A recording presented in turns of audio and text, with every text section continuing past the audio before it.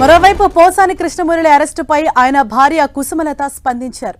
తన భర్త ఆరోగ్యం బాగాలేదని హాస్పిటల్కు వెళ్లాలని చెప్పినా వినకుండా పోలీసులు రాత్రి వేళలో అరెస్టు చేశారని ఆరోపించారు. నోటీస్ ఇస్తే రేపు వస్తామని చెప్పామన్నా వినలేదన్నారు. తన భర్త ఫోన్తో పాటు తన ఫోన్ కూడా తీసుకెళ్లారని చెప్పారు. ఆయన ఎటు వెళ్తుంటే అటు అందరూ నలుగురు వెళ్ళిపోతున్నారు. వెనక బాత్రూమ్కి వెళ్తున్నా, బెడ్రూమ్ లోకి వెళ్తున్నా, బట్టలు మార్చుకుంటున్నా గానీ వెళ్ళిపోతున్నారు.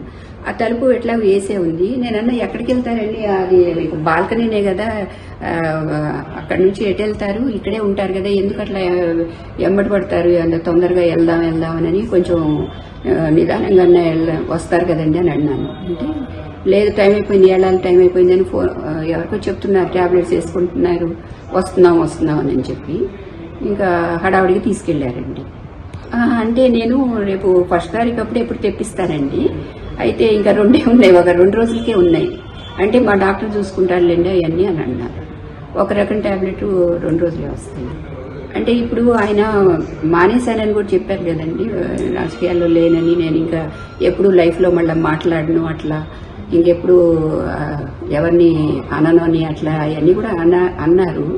సరే అయినా కానీ వచ్చారనుకోండి.